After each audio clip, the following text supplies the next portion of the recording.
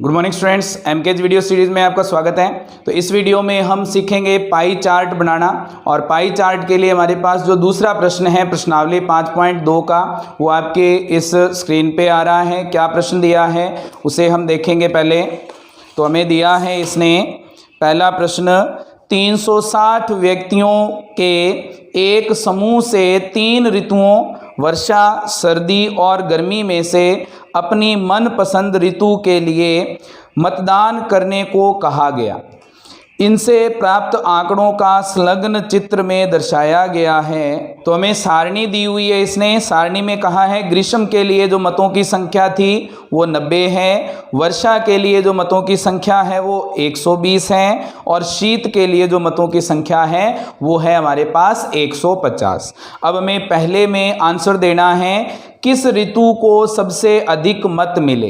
तो किस ऋतु को सबसे ज़्यादा मत मिले हैं? तो सबसे ज़्यादा मत मिले हैं 150, और वो कौन सी ऋतु है? शीत ऋतु। तो प्रश्न नंबर 2 का जो हमारे पास पहला पार्ट है उसका आंसर क्या है? शीत ऋतु। और इसके लिए मत कितने हैं? 150। फिर दूसरा प्रश्न इसने पूछा है, क्या पूछा है? प्रत्येक त्रिज्य खंड का केंद्रीय कोण हमें ज्ञात करना है। तो इसके लिए हमें केंद्रीय कोण ज्ञात करना पड़ेगा। और केंद्रीय कोण ज्ञात करने के लिए हमारे पास जो तरीका है वो क्या है? सबसे पहले जो हमें मान दिए हैं उनका हम जोड़ कर लेते हैं। तो क्या आएगा हमारे पास? मान क्या क्या दिए हैं? कुल मत कितने हो जाएंगे? 90 प्लस 120 प्लस 150, कुल कितने हो गए? 90 और 120 210, 210 और 150 हो जाएंगे 360 मत।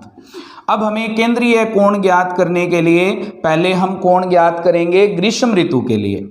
तो ग्रीष्म ऋतु का केंद्रीय कोण, ग्रीष्म ऋतु का केंद्रीय कोण तो कितना है केंद्रीय कोण? केंद्रीय कोण ज्ञात करना है तो हमें क्या करना होगा? ग्रीष्म ऋतु के मत बटा में हमारे पास कुल मत, और इसे हमें गुणा करना होता है 360 डिग्री से, क्योंकि जो हमारे पास एक बिंदु के चारों तरफ कोण बनते हैं उनका जोड़ कितना होता है? 360। यहाँ से 360 से 360 कट जाएगा, बच जाएगा 1 को 90 से गुणा करेंगे, कितना आ जाएगा? 90 डिग्री। तो ग्रीष्म ऋतु के लिए जो हमारे पास जो कोण आया है केंद्रीय कोण वो कितना है? 90 डिग्री। उसके बाद में ऋतु है हमारे पास वर्षा। तो वर्षा ऋतु का केंद्रीय कोण, तो इसका केंद्रीय कोण ज्ञात करने के लिए हमारे पास इसके लिए मत कितने हैं? 120, कुल कितने हैं? 360, और कोणों का योग है 360 डिग्री, ये कट जाएंगे, एक बचेगा, कितना आ जाएगा? 120 डिग्री। उसके बाद में हमारे पास ऋतु है शीत ऋतु। तो शीत ऋतु का केंद्रीय कोण कितना बनेगा? केंद्रीय कोण इसके लिए बनेगा, शीत ऋतु के मत हैं 150 बटा में है कुल 360, और कोणों का योग है 360, कट जाएंगे, क्या आ जाएंगे हमारे पास? 150 डिग्री। तो हमारे पास ये कोणों के मान आ गए हैं। अब दूसरा पार्ट, तीसरा पार्ट जो हमें इसने पूछा है वो क्या है? इस सूचना को दर्शाने के लिए एक पाई चार्ट बनाइए। तो हमें इसके लिए पाई चार्ट बनाना है अलग अलग कोणों के लिए। तो हम क्या करेंगे? पहले ये वृत्त बना लेंगे प्रकार की सहायता से, और उसके बाद इसमें केंद्र लेकर के एक त्रिज्या खींच लेंगे, और त्रिज्या खींचने के बाद डी की सहायता से हम इनके लिए कोण बनाएंगे। तो कोण बनाने के लिए सबसे पहले हम डी को कैसे रखेंगे? जो हमारी लाइन है डी की, ये नीचे वाली लाइन, इस लाइन को हम नीचे वाली लाइन जो त्रिज्या वाली है उसको दबा लेंगे, और जो पॉइंट है बीच वाला उसको इस पॉइंट पे रखेंगे। और पॉइंट के साथ रखने के बाद में हमें इसके लिए 90 डिग्री का एक निशान लगाना है। जैसे हमारे पास यहाँ पे 90 डिग्री बन रहा है, तो ये 90 डिग्री के जो निशान हैं उसे हमें मिला देना है स्केल की सहायता से। तो ये हमारे पास कितने डिग्री का कोण बन जाएगा? ये कोण बन जाएगा हमारे पास 90 डिग्री का। तो ये हम स्केल से मिला देंगे, ये आ गया 90 डिग्री का कोण। और ये जो 90 डिग्री का कोण है ये कौन सी ऋतु के लिए है? ये है हमारे पास ग्रीष्म ऋतु के लिए। तो यहाँ पे क्या आ गया? ग्रीष्म ऋतु। उसके बाद दूसरी जो ऋतु है वो क्या है हमारे पास, वर्षा ऋतु, और इसके लिए कोण कितने डिग्री का है, 120 डिग्री का। तो 120 डिग्री का कोण बनाने के लिए हमें क्या करना है, पहले हमने इसे आधार माना था, अब हम ये ऊपर वाली जो लाइन है त्रिज्या है उसे आधार मान करके ये एक 120 डिग्री का कोण बना देंगे। तो हमने ये पॉइंट से ये दबा लिया और लाइन को लाइन से दबा लिया और यहाँ पे 120 डिग्री का कोण बनाएंगे। तो ये जो कोण है लगभग बनेगा यहाँ पर, तो इसे हम स्केल से मिला देंगे और ये हमारे पास 120 डिग्री का कोण बन जाएगा। तो इसे हम मिलाएंगे स्केल से।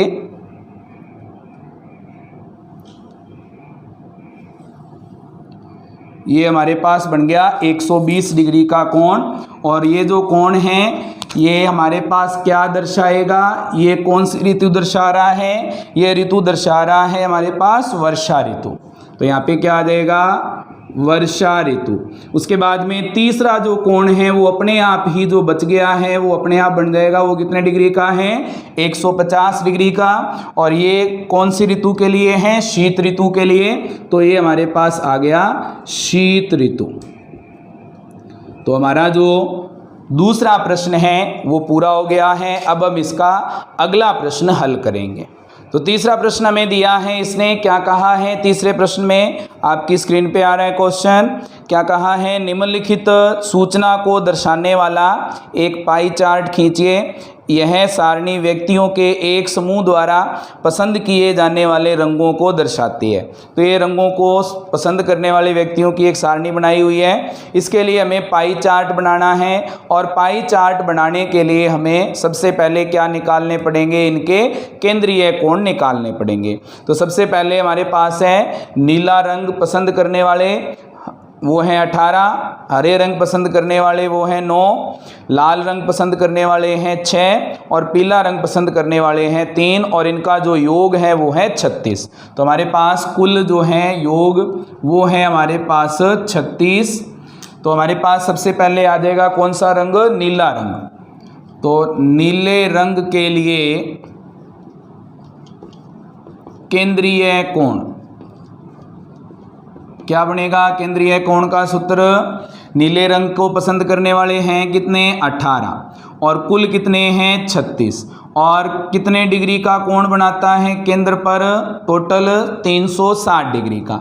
36 का भाग देंगे कितना आएगा हमारे पास 10, 10 को 18 से गुणा करेंगे कितने डिग्री का कोण बन जाएगा, 180 डिग्री का कोण। उसके बाद में है हरा रंग, और हरे रंग के लिए है 9।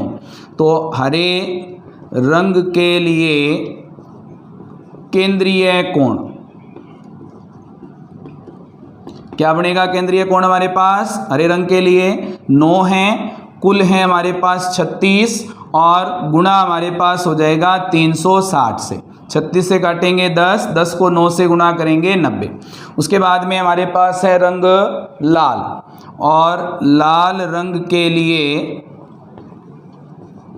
केंद्रीय कोण कितना आएगा, केंद्रीय कोण बन जाएगा हमारे पास लाल रंग के लिए कितना, 6 हमारे पास इसके लिए हिस्सा है, बटा में 36 गुणा में 360, ये कट जाएगा, ये आ जाएगा 10, 10 को 6 से गुणा करेंगे 60।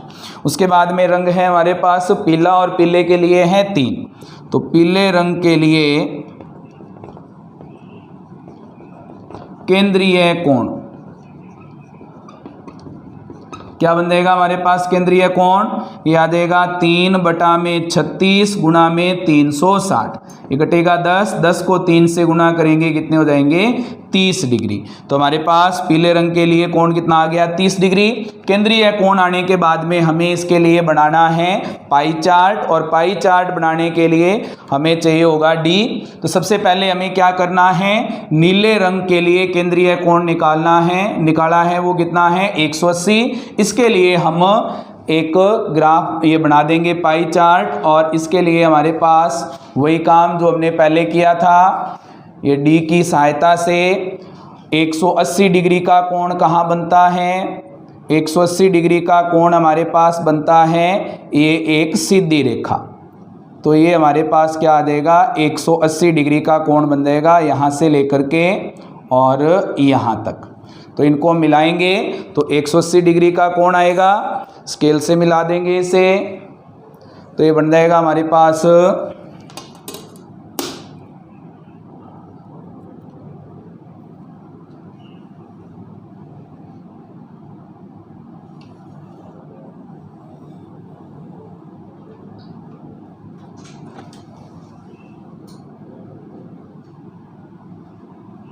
180 डिग्री का कोण। 180 डिग्री का कोण आने के बाद में ये कौन से हिस्से के लिए है? ये है नीले रंग के लिए। तो यहाँ पे आ जाएगा नीला रंग। उसके बाद हमें बनाना है कौन से रंग के लिए? उसके बाद हमें बनाना है हरे रंग के लिए। और हरे रंग के लिए कोण कितना है? 90 डिग्री का।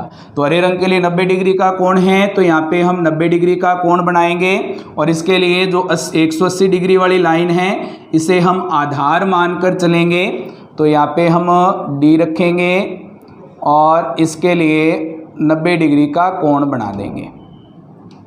तो यहाँ पे हमारे पास 90 डिग्री का कोण है तो ये हमारे पास 90 डिग्री के कोण के लिए लाइन खींच देंगे। इनको हम मिलान कर देंगे इनका। ये हमारे पास बन गया 90 डिग्री का कोण। ये 180 का था, ये 90 डिग्री का। और ये 90 डिग्री किसके लिए है? ये है हरे रंग के लिए। तो यहाँ पे क्या आ जाएगा? हरा रंग। उसके बाद में हमारे पास है अगला कोण लाल रंग के लिए। कितना है? 60 डिग्री का कोण। तो अब 90 डिग्री वाली लाइन को हम आधार मान करके 60 डिग्री का कोण बनाएंगे। तो हमारे पास क्या बनेगा? देखो ये हमारे पास लाइन बन गई। 60 डिग्री का कोण कहाँ है? यहाँ पर। तो इसे हम मिला देंगे स्केल से। तो हमारे पास कितने डिग्री का कोण बन जाएगा? 60 डिग्री का कोण।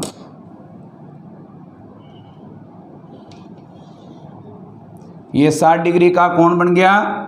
और ये जो कोण है 60 डिग्री का वो कौन से रंग के लिए है? ये है हमारे पास लाल रंग के लिए। तो यहाँ पे आ जाएगा लाल रंग।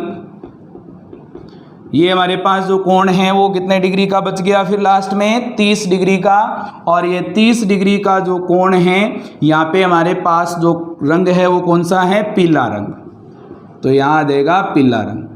तो ये हमारे पास पाई चार्ट बन गया प्रश्न नंबर 3 के लिए। तो हमारा जो प्रश्न नंबर 3 है वो पूरा हो गया है। अब हम इसका अगला प्रश्न हल करेंगे। अगला प्रश्न हमें दिया है प्रश्न नंबर 4 जो आपकी स्क्रीन पे आ रहा है। क्या कहा है इसने? संलग्न पाई चार्ट एक विद्यार्थी द्वारा किसी परीक्षा में हिंदी, अंग्रेजी, गणित, सामाजिक विज्ञान और विज्ञान में प्राप्त किए गए अंकों को दर्शाता है।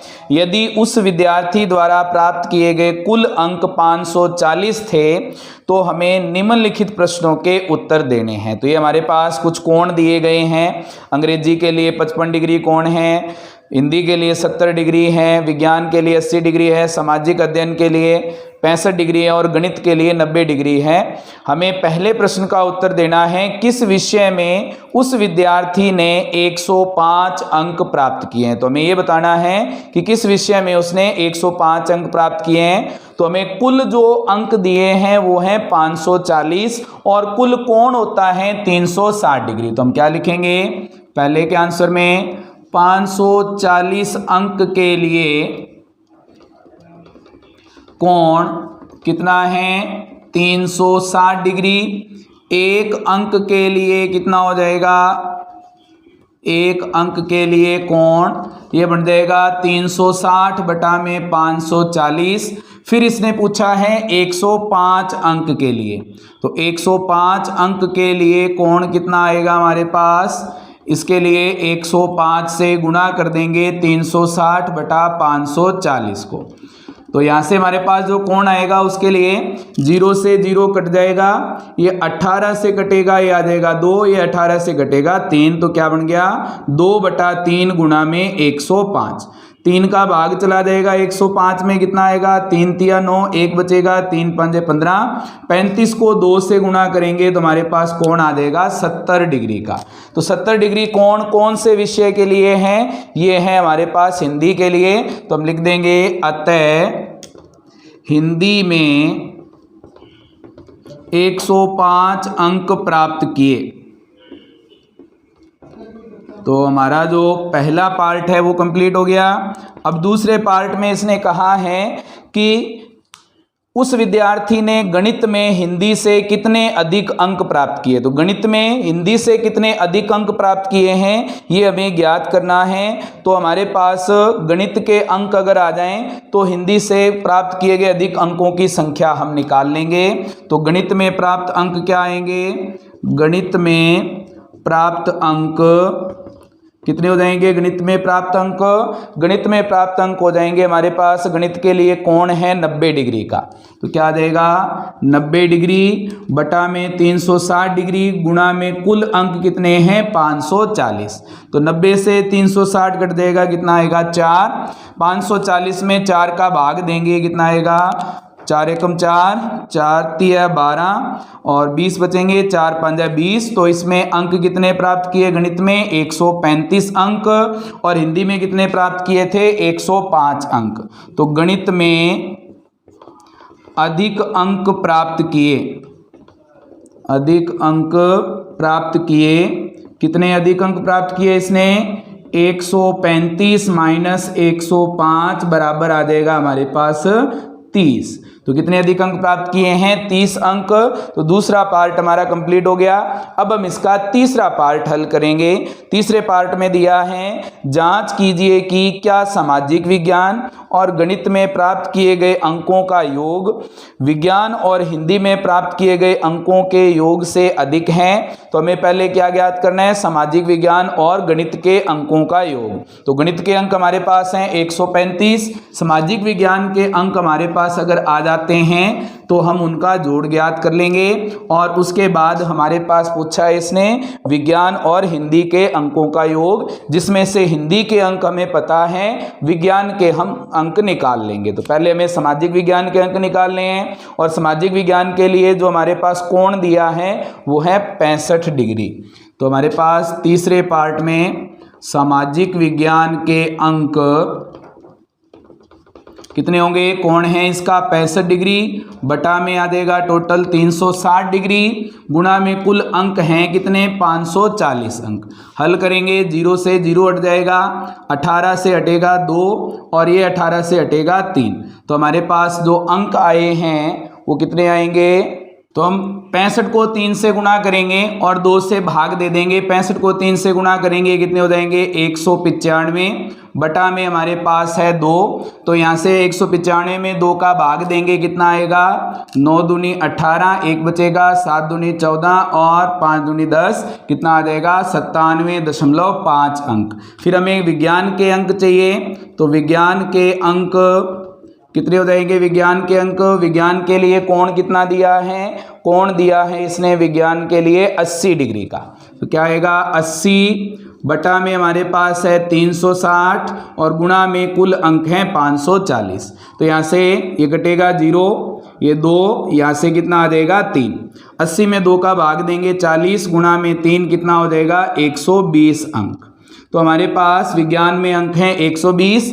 अब इसने कहा है हिंदी और विज्ञान का हमें जोड़ करना है और सामाजिक विज्ञान और गणित का जोड़ करना है। तो सामाजिक विज्ञान प्लस गणित, सामाजिक विज्ञान के अंक कितने हैं 97.5 और जो गणित हैं उसके अंक कितने हैं 135।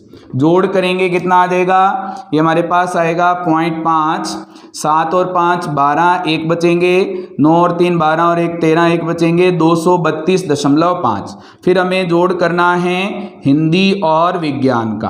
तो हिंदी और विज्ञान का जोड़ करेंगे, हिंदी के अंक कितने हैं 105 और विज्ञान के अंक कितने हैं 120। यहाँ से जोड़ेंगे कितने हो जाएंगे 225 अंक। अब यहाँ से हम अगर देखें तो सामाजिक विज्ञान और गणित का जो योग है वो हिंदी और विज्ञान के गणित के योग, हिंदी और विज्ञान के योग से क्या है ज़्यादा है। तो हमारा जो तीसरा प्रश्न पूछा था इसने वो सही है कि सामाजिक विज्ञान और गणित का जोड़ हिंदी और विज्ञान के जोड़ से क्या है ज़्यादा है। तो हमारा जो चौथा प्रश्न है वो पूरा हो गया है। अब हम इसका अगला प्रश्न हल करेंगे। तो अगला प्रश्न हमें दिया है इसने, पांचवा प्रश्न, किसी छात्रावास में विभिन्न भाषाएं बोलने वाले विद्यार्थियों की संख्या दी गई है, इन आंकड़ों को पाई चार्ट में हमें दर्शाना है। तो पाई चार्ट में दर्शाने के लिए हमारे पास ये सारणी दी है इसने, भाषा है अलग अलग, हिंदी, अंग्रेजी, मराठी, तमिल, बंगाली और इनका योग दिया है। इनमें अलग अलग विद्यार्थियों की संख्या दी है, जैसे हिंदी के लिए है 40, अंग्रेजी के लिए हैं 12, मराठी के लिए हैं 9, तमिल के लिए हैं 7 और बंगाली के लिए हैं 4। हमें इनके लिए पाई चार्ट बनाना है। तो पाई चार्ट बनाने के लिए सबसे पहले हमें इनके केंद्रीय कोण चाहिए होंगे। तो केंद्रीय कोण हम पहले निकालेंगे। तो केंद्रीय कोण के लिए हमारे पास जो कुल योग है इनका वो है 72। तो कुल योग है हमारे पास 72। अब यहाँ से हमारे पास जो संख्याएं दी हैं उनका केंद्रीय कोण निकालने के लिए पहले हमारे पास भाषा है हिंदी, हिंदी के लिए केंद्रीय कोण क्या बनेगा? केंद्रीय कोण हमारे पास, इसके लिए विद्यार्थी हैं 40 बटा में कुल हमारे पास हैं विद्यार्थी 72 और कोण हमारे पास कितने डिग्री का होता है? टोटल 360 डिग्री का। अब यहाँ से 360 और ये 72 36 से कट जाएंगे, ये हमारे पास आ जाएगा, 36 से काटेंगे तो 10, ये हमारे पास आ जाएगा 2। 40 में 2 का भाग देंगे, हमारे पास आ जाएगा 20 गुणा में 10 है बराबर कितना आ जाएगा? 200 डिग्री। तो हमारे पास जो हिंदी के लिए कोण आया है वो कितना है? 200 डिग्री का। उसके बाद में हमारे पास है अंग्रेजी, और अंग्रेजी के लिए जो विद्यार्थी हैं वो हैं 12। तो अंग्रेजी के लिए केंद्रीय कोण कितना है? केंद्रीय कोण इसके लिए विद्यार्थी हैं 12, कुल विद्यार्थी हैं 72 गुणा में हमारे पास 360। जो कोणों का योग है 12 से 72 कट जाएगा, कितना आएगा? 6। 360 में 6 का हम भाग दे देंगे, कितना आ जाएगा? 60 डिग्री। तो अंग्रेजी के लिए कोण कितना आ गया? 60 डिग्री। फिर तीसरी भाषा है मराठी, मराठी के लिए केंद्रीय कोण कितना आएगा? केंद्रीय कोण हमारे पास मराठी के लिए, इसके लिए विद्यार्थी हैं 9 बटा में कुल हैं 72 गुणा में हमारे पास हैं 360। 9 से 72 कटेगा 8, 360 में 8 का भाग देंगे, कितना आएगा? 8 चौका 32, 4 बचेंगे, 8 5 40। तो कोण कितना हो गया? 45 डिग्री का। उसके बाद हमारे पास भाषा है तमिल, तमिल के लिए केंद्रीय कोण कितना आएगा? केंद्रीय कोण इसके लिए हमारे पास विद्यार्थी हैं 7 बटा में 72 गुणा में हमारे पास है 360। यहाँ से ये 36 से घटेगा 10, ये 36 से घटेगा 2। तो 7 को 10 से गुणा करेंगे 70 बटा में 2, कितना आ जाएगा? 35 डिग्री। फिर हमारे पास अगली भाषा जो है वो है बंगाली। तो बंगाली के लिए केंद्रीय कोण कितने आएंगे? केंद्रीय कोण इसके लिए हमें विद्यार्थी दिए हैं 4 बटा में 72 गुणा में हमारे पास है 360।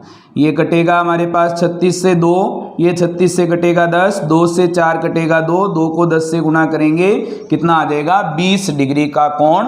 तो हमारे पास ये अलग अलग कोण आ गए हैं अलग अलग भाषाओं के लिए। अब हमें इसका पाई चार्ट बनाना है, और पाई चार्ट बनाने के लिए सबसे पहले हमें क्या करना है? हमें इनके लिए एक वृत्त बनाना है, और वृत्त बना करके हमें इनकी एक त्रिज्या खींचनी है। तो हम इसकी एक त्रिज्या खींच लेंगे केंद्र लेकर के। तो हमने ये त्रिज्या खींच ली।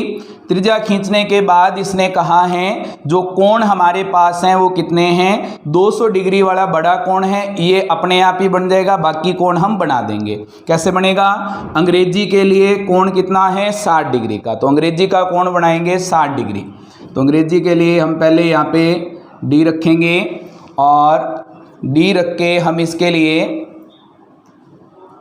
कोण का माप लगाएंगे, कितने डिग्री का? 60 डिग्री का। तो हमारे पास ये डी रख लिया, केंद्र यहाँ पे आ गया, और 60 डिग्री का कोण कहाँ बनेगा, इस बिंदु पर। और इसे हम मिला देंगे स्केल से, तो क्या बन जाएगा यहाँ पे, ये बन गया 60 डिग्री का कोण।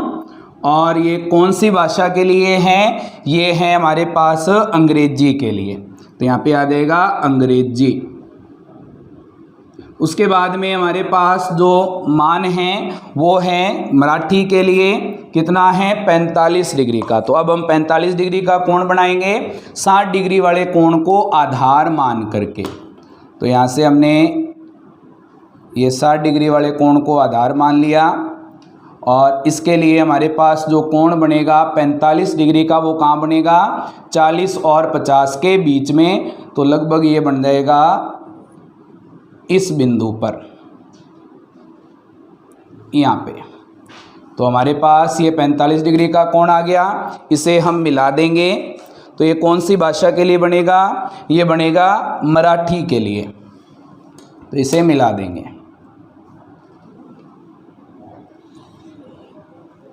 ये बन गया हमारे पास 45 डिग्री का कोण।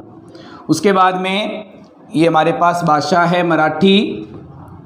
अगला जो कोण है वो कोण है हमारे पास तमिल के लिए, और वो कितना है, 35 डिग्री का। तो यहाँ पे हम 35 डिग्री का कोण बनाएंगे इस लाइन को आधार लेकर के। तो यहाँ पे हमारे पास जो कोण बनेगा 35 डिग्री का, वो कहाँ बनेगा, 30 और 40 के बीच में लगभग यहाँ पे। तो इसको हम स्केल से मिला देंगे। ये बन गया हमारे पास 30 डिग्री का कोण और 35 डिग्री का कोण। और ये कौन सी भाषा के लिए, तमिल के लिए, ये आ गया तमिल भाषा के लिए। उसके बाद हमारे पास जो कोण है वो है बंगाली भाषा के लिए, कितना, 20 डिग्री का। तो हमारे पास 20 डिग्री का कोण बनाना है बंगाली भाषा के लिए। तो यहाँ पे हम बंगाली भाषा के लिए कोण बनाएंगे इसे आधार मानकर। तो हमारे पास जो 20 डिग्री का कोण है वो कहाँ बनेगा, इस बिंदु पर। तो ये हमारा 20 डिग्री का कोण है, और इसे हम मिला देंगे।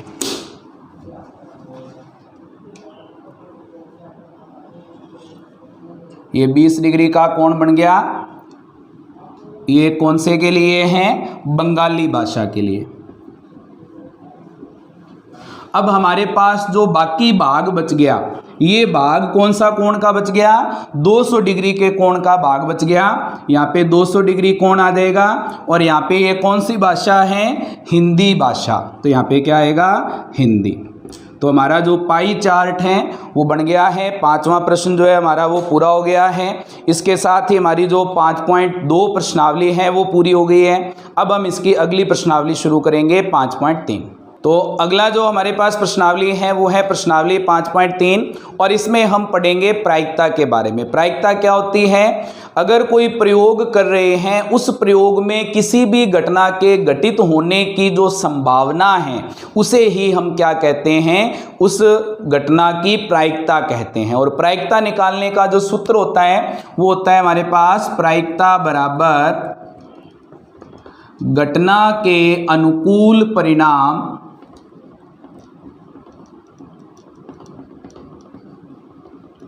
और बटा में आ जाएगा कुल संभव परिणाम।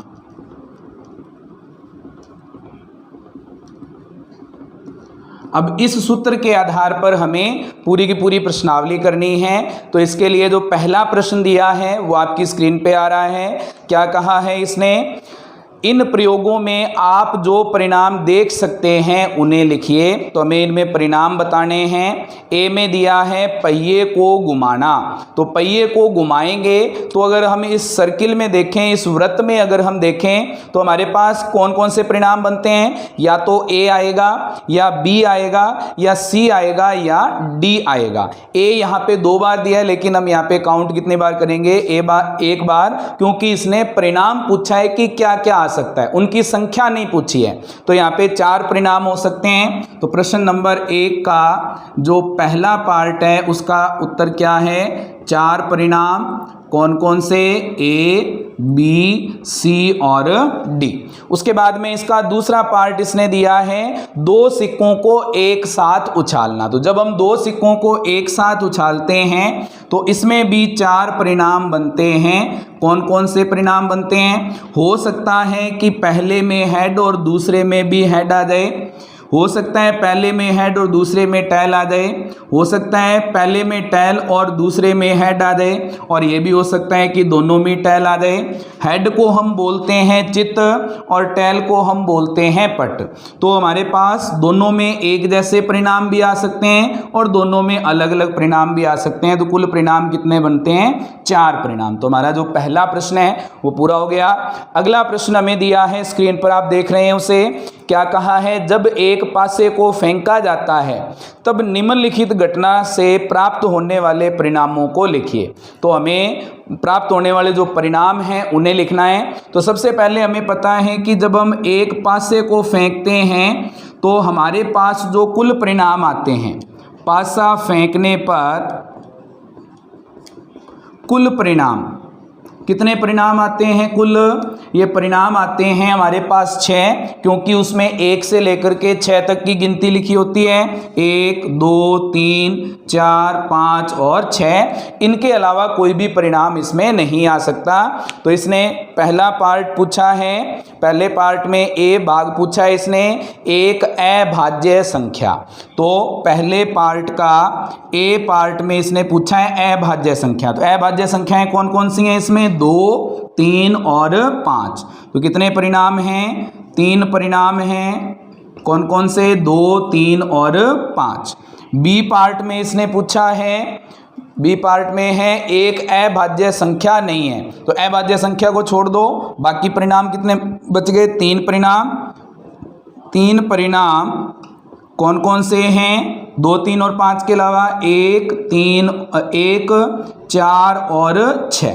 तो ये 3 परिणाम हैं जो हमारे पास अभाज्य संख्याएं नहीं हैं। फिर इसने इसका दूसरा पार्ट लिया है। दूसरे पार्ट में इसने पूछा है 5 से बड़ी एक संख्या। तो 5 से बड़ी संख्याएं क्या हैं? दूसरे के ए पार्ट में 5 से बड़ी संख्याएं कितनी हैं? इसमें 5 से बड़ी संख्या 1 है और वो हमारे पास क्या है? 6। तो इसमें क्या आएगा? 1 परिणाम और वो क्या है? 6। फिर बी पार्ट में इसने पूछा है 6 से बड़ी संख्या नहीं है। 6 से बड़ी नहीं है, छोटी हो सकती है। तो 6 से बड़ी संख्या नहीं है, उसमें हमारे पास जो कुल परिणाम बनेंगे वो क्या बनेंगे? 5 परिणाम, क्योंकि 6 को नहीं गिनना है। तो यहाँ पे कितने आ जाएंगे? 5 परिणाम। ये हमारे पास क्या है? कौन कौन से हैं? 1, 2, 3, 4 और 5। तो हमारा जो दूसरा प्रश्न है वो पूरा हो गया है। अब हम इसके आगे वाले प्रश्नों को हल करेंगे। तो अगला प्रश्न हमें दिया है, इसने तीसरा प्रश्न हमें कहा है ज्ञात कीजिए। और ज्ञात करने के लिए ए पार्ट में कहा है इसने, प्रश्न नंबर 1 का ए जो पार्ट है उसमें सूचक के डी पर रुकने की प्रायिकता हमें बतानी है। तो डी पर रुकने की प्रायिकता के लिए हमें इसका जो पहले का ए पार्ट का डायग्राम है उसे देखना पड़ेगा। तो हमारे पास इसने इसके भाग बनाए हैं 5। तो 5 भाग बनाए इसने। 1, ये हमारे पास हो गए 5 भाग इसके, और इसमें जो हमारे पास मान दिए हैं ए हैं 2 बार, इसके बाद है हमारे पास बी, सी और डी, बी, सी और डी। अब यहाँ पे बीच में एक तीर का निशान दिया है। इसने कहा है कि इसमें डी पर रुकने की प्रायिकता। तो डी इसमें कितनी बार आया है? डी इसमें है 1 बार। और कुल परिणाम कितने हैं इसमें? 1, 2, 3, 4 और 5 परिणाम हैं। तो प्रायिकता क्या हो जाएगी? डी पर रुकने की प्रायिकता क्या बनेगी हमारे पास? रुकने की प्रायिकता, प्रायिकता का सूत्र क्या था? घटना के अनुकूल परिणाम बटा में आ जाएगा कुल संभव परिणाम। तो अनुकूल परिणाम कितने हैं डी के लिए 1 और कुल संभव परिणाम कितने हैं 5, तो प्रायिकता क्या आ गई इसकी 1/5। ये तीसरे प्रश्न का पहला पार्ट हमारा हो गया। अब हम इसका दूसरा पार्ट करेंगे। दूसरे पार्ट में कहा है इसने कि अच्छी प्रकार से फेंटी हुई 52 ताशों की एक गड्डी में से एक इक्का प्राप्त करने की प्रायिकता हमें ज्ञात करनी है। तो ताश की गड्डी में इक्के कितने होते हैं, इक्के होते हैं हमारे पास 4 और उसमें कुल पत्ते कितने हैं 52। तो प्रायिकता क्या होगी, ताश की गड्डी में से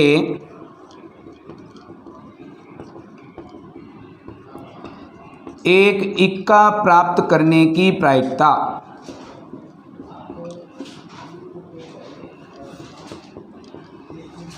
सूत्र वही लगेगा, घटना के अनुकूल परिणाम बटा में कुल संभव परिणाम।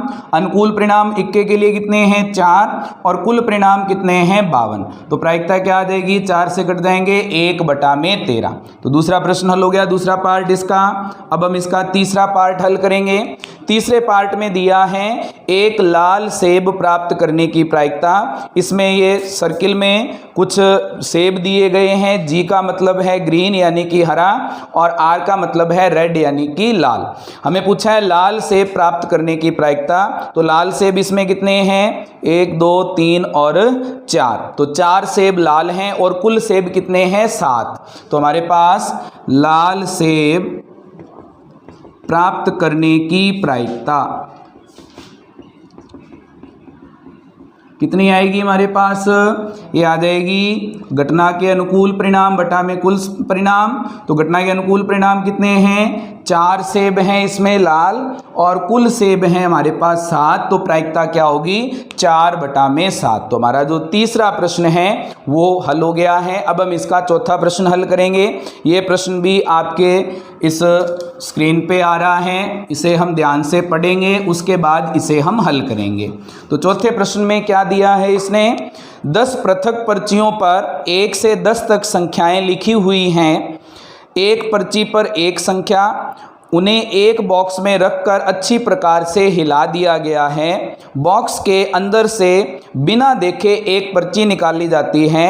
निम्नलिखित की प्रायिकता हमें ज्ञात करनी है। तो 1 से 10 तक की गिनती लिख करके पर्चियां डाली हुई हैं। तो हमारे पास जो संख्याएं हैं कुल पर्चियां, उन पे हमें लिखा हुआ है 1 से 10 तक। क्या लिखा हुआ है 1 2 3 4 5 6 7 8 9 और 10। पहला पार्ट पूछा है इसने संख्या 6 प्राप्त करना। तो पहले पार्ट में संख्या 6 प्राप्त करने की प्रायिकता, तो इसने क्या पूछा है प्रायिकता पूछी है। तो हमारे पास प्रायिकता कितनी आएगी, सूत्र क्या होगा, घटना के अनुकूल परिणाम बटा में हमारे पास आ जाएगा कुल संभव परिणाम।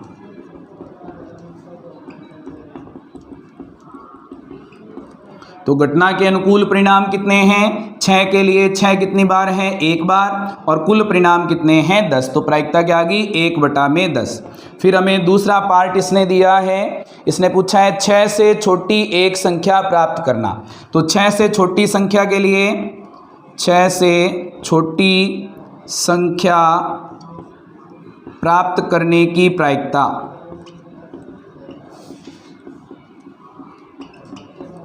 क्या बनेगी, सूत्र वही लगेगा, घटना के अनुकूल परिणाम बटा में कुल संभव परिणाम। 6 से छोटी कितनी संख्याएं हैं 1 2 3 4 5। तो अनुकूल परिणाम हो गए 5 बटा में कुल परिणाम कितने हैं 10। ये कटेंगे आपस में, क्या बन जाएंगे 1/2। तो हमें तीसरा पार्ट दिया है इसने। तीसरे पार्ट में कहा है 6 से बड़ी एक संख्या प्राप्त करना। तो 6 से बड़ी संख्या प्राप्त करने की प्रायिकता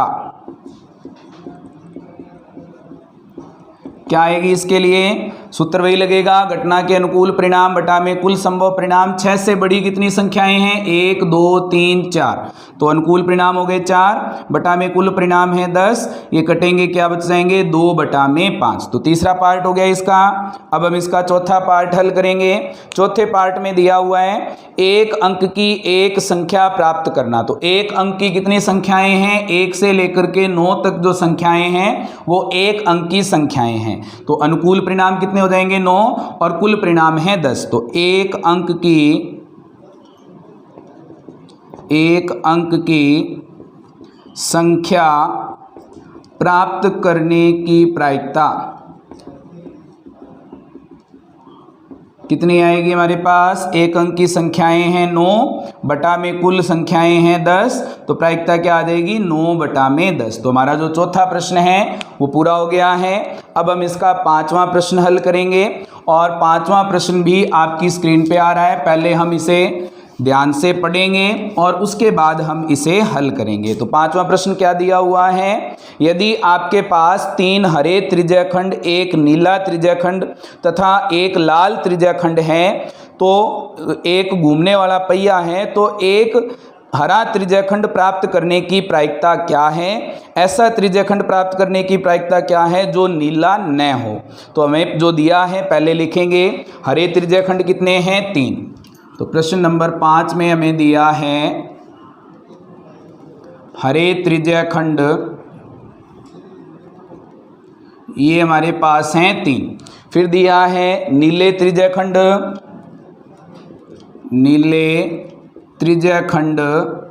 ये हैं 1, और उसके बाद में लाल त्रिज्याखंड, ये हैं हमारे पास 1। तो कुल त्रिज्याखंड कितने हो गए? कुल त्रिज्याखंड हैं हमारे पास 3 और 1 4 और 1 5, सबको जोड़ दिया। कुल त्रिज्याखंड कितने हैं? 5। अब इसने पूछा है कि एक हरा त्रिज्याखंड प्राप्त करने की प्रायिकता। तो हरा त्रिज्याखंड प्राप्त करने की प्रायिकता का सूत्र क्या होता है? घटना के अनुकूल परिणाम बटा में कुल संभव परिणाम। तो यहां से हमारे पास घटना के अनुकूल परिणाम कितने हैं हरे त्रिज्याखंड के लिए? 3, और कुल कितने हैं? 5। तो प्रायिकता क्या आ गई? 3 बटा में 5। फिर इसने पूछा है कि एक ऐसा त्रिज्याखंड प्राप्त करने की प्रायिकता जो नीला न हो, नीला न होने की प्रायिकता कितना आएगी? प्रायिकता सूत्र वही लगेगा, घटना के अनुकूल परिणाम बटा में कुल परिणाम। नीला नहीं होना चाहिए, बाकी कोई भी रंग का हो सकता है, तो नीले वाले छोड़ देंगे। कितने बच गए? 3 और 1 कितने हो जाएंगे? 3 + 1 बटा में कुल परिणाम कितने हैं? 5। क्या आएगा? 4 बटा में 5। तो इसकी प्रायिकता कितनी आ गई? 4 बटा में 5। तो हमारा जो पांचवा प्रश्न है वो कंप्लीट हो गया है। अब हम इसका छठा प्रश्न हल करेंगे। छठे प्रश्न में पूछा है इसने, प्रश्न नंबर 2 में दी हुई घटनाओं की प्रायिकताएं ज्ञात कीजिए। तो हमारे पास जो दूसरे प्रश्न में घटनाएं आई थी उनकी प्रायिकता हमें ज्ञात करनी है। तो दूसरे प्रश्न में हमारे पास पहले पार्ट में पूछा था एक अभाज्य संख्या। तो प्रश्न नंबर 6 है हमारे पास, उसमें पहले पार्ट में जो दूसरे प्रश्न में पहला पार्ट था उसके ए पार्ट में था एक अभाज्य संख्या। तो अभाज्य संख्या की प्रायिकता क्या आ जाएगी? अभाज्य संख्याएं कितनी आई थी हमारे पास? अभाज्य संख्याएं आई थी 3। तो घटना के अनुकूल परिणाम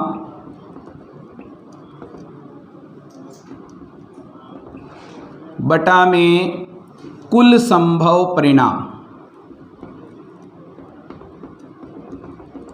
तो हमारे पास अभाज्य संख्याएं 3 थी, तो अनुकूल परिणाम 3 हो गए। कुल संभव परिणाम कितने थे? कुल संभव परिणाम इसमें थे पासा फेंकने पर 6। तो क्या आ जाएगी प्रायिकता? 1 बटा में 2। इसका बी पार्ट पूछा था अभाज्य संख्या नहीं है, तो अभाज्य संख्या नहीं होने के लिए प्रायिकता क्या बनेगी? अनुकूल परिणाम कितने आए थे? 3 बटा में कुल कितने हैं? 6। तो प्रायिकता क्या आएगी? 1 बटा में 2। फिर दूसरे पार्ट में इसने पूछा था, दूसरे पार्ट के ए पार्ट में 5 से बड़ी एक संख्या, तो 5 से बड़ी संख्याएं कितनी हैं हमारे पास, उसमें कितने अनुकूल परिणाम आए थे, एक परिणाम आया था और कुल परिणाम थे 6, तो प्रायिकता क्या हो जाएगी 1/6। बी पार्ट में इसने पूछा था 6 से बड़ी संख्या नहीं है, तो 6 से बड़ी संख्याएं कितनी नहीं थी, 5, तो प्रायिकता क्या आएगी उसके लिए, अनुकूल परिणाम है 5 और कुल परिणाम है हमारे पास 6, तो इसके लिए प्रायिकता क्या आ गई 5/6। तो हमारा जो छठा प्रश्न है वो पूरा हो गया है। इसके साथ ही हमारी प्रश्नावली 5 कंप्लीट हो गई है। उम्मीद है कि आपको ये वीडियो पसंद आई होगी। अगली वीडियो में हम नया टॉपिक स्टार्ट करेंगे, तो इसके लिए कोई प्रॉब्लम हो इस चैप्टर में तो आप चैट बॉक्स में लिख करके बता सकते हैं ताकि आपकी प्रॉब्लम को सॉल्व किया जा सके। तो थैंक यू स्टूडेंट्स।